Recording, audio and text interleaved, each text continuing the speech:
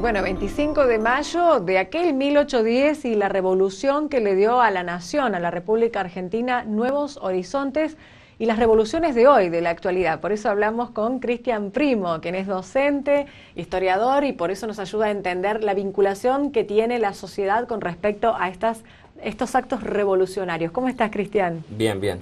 Buen mediodía a la audiencia y gracias por la invitación. Bueno, miramos 1810 y cuál es la gracia de poder actualizar esa mirada frente a lo que pasó en aquella revolución, lo que le pasó a la nación, y también hacer esta línea de tiempo y mirarnos hoy como Argentina todavía con revoluciones internas, externas, esta necesidad que tiene la sociedad, como bien decíamos al comienzo, de que a través de los actos revolucionarios tengamos y obtengamos nuestras libertades. Exacto, al menos estos actos, digamos, con la intencionalidad de un cambio o de una transición hacia otra cosa. Efectivamente, en 1810 es el punto de llegada y también de partida hacia la construcción del Estado Nacional Argentino, pero digo, es el punto de llegada de toda una serie de causas previas, por ejemplo, las reformas borbónicas españolas para América, que en 1776 colocan a Buenos Aires como capital del nuevo virreinato del Río de la Plata.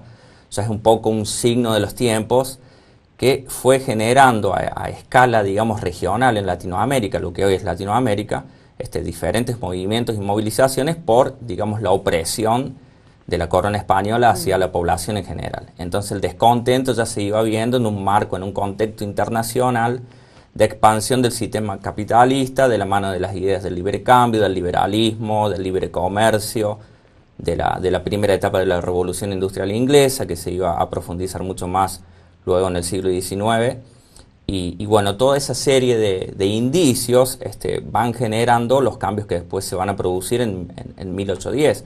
Previo a eso, en Europa se estaban desarrollando las guerras napoleónicas, porque había, digamos, una gran confrontación entre Francia y Gran Bretaña por quien se quedaba, digamos, con el control de los mares y del comercio mundial. Si vos querés hacer esa línea de tiempo y compararlo hoy, podés decirlo, los Estados Unidos y China, digamos, compitiendo a escala global por el comercio mundial, por dominar el comercio mundial.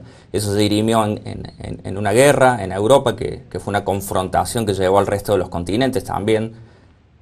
El caso de las invasiones inglesas en 1806-7 o la revolución de Haití en 1805, 4-5, o la misma independencia de las 13 colonias británicas en 1776, en lo que después sería los Estados Unidos de Norteamérica, son todos indicios de un proceso de cambio, de transformación histórica y revolucionaria, como decías vos, que para el caso argentino es 1810, 25 de mayo de 1810. Claro, ¿sí? claro. Y bueno, fue el puntapié inicial para toda una transformación, digamos, social, económica, política, a donde, bueno, lo que había sido territorio y colonia de la corona española va a pasar a ser una república moderna en todo un proceso que nos iguala con el resto de Latinoamérica, donde se conformaron repúblicas liberales, modernas y no monarquías. Bien, el riesgo de la autonomía, ¿no?, que en aquel momento también fue mirado, fue analizado en esta conformación del primer gobierno patrio. Cuando uno tiene estos anhelos y estas luchas y estas revoluciones, tiene que prever los riesgos de también pretender una autonomía, que también el día de hoy es para mirarlo. La autonomía implicaba la conformación, la creación de todo un sistema de leyes, de crear una constitución o una carta magna, de ver de qué sistema político vamos a tener en cuanto a la organización, si vamos a hacer una república, si vamos a hacer una monarquía o una monarquía parlamentaria al estilo Gran Bretaña. La cuestión es que nos conformamos como una república, pero llevó varias décadas, en principio como provincias unidas, hasta llegar a 1816, donde esta autonomía que vos decís, debía haber un mensaje desde esta región al resto del mundo, al resto del continente, de que nos estábamos independizando y transformándonos en una nueva región autónoma en relación a la corona española. En ese mensaje que estábamos enviando al resto, digamos, de la región y del mundo, había que tomar decisiones como la cuestión de independizarse. Eso llega luego en julio del 16 y luego, bueno, décadas de acentuar cómo fue, luego de muchas luchas, guerras civiles, hasta llegar a la Constitución de 1853, pero llevó varias décadas, digamos. Bien.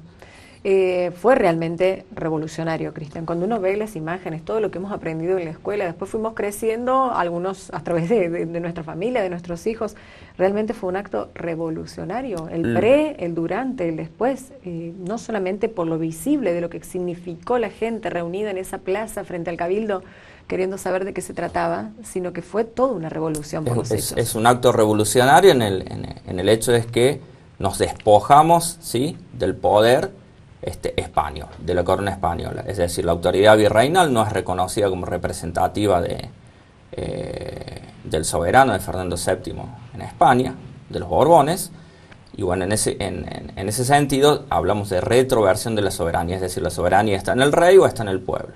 Y los revolucionarios van justamente a, digamos, profundizar este sentido de que la soberanía ha vuelto al pueblo, y es el pueblo el que se ha manifestado contra, digamos, si vos querés, por la usurpación que ha hecho España del territorio que pertenece a los americanos, a los criollos, como quieras. Pero en ese sentido es una verdadera revolución.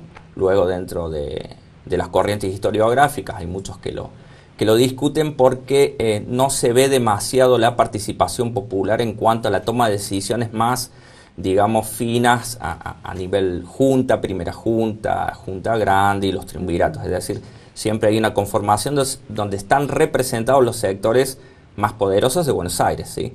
Esas son las discusiones que hay en torno al hecho revolucionario en sí, o si no fue un hecho revolucionario.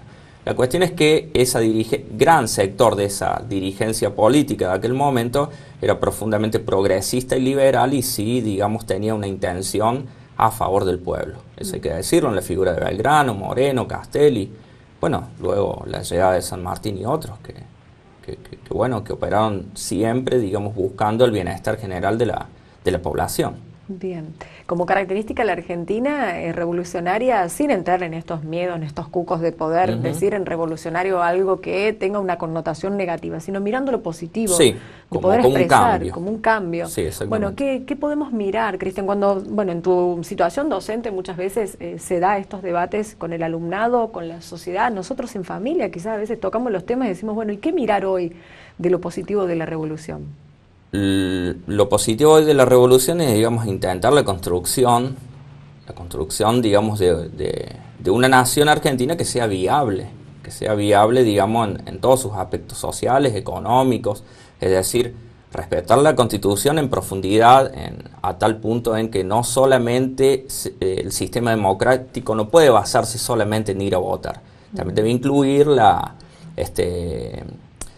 libertad de prensa, el acceso a la salud, el acceso a la educación principalmente, y más a la salud ahora en este contexto de pandemia, el acceso a la vivienda, a la alimentación. Es decir, no podemos tener una Argentina con millones de niños pobres o sectores casi al borde de la desnutrición.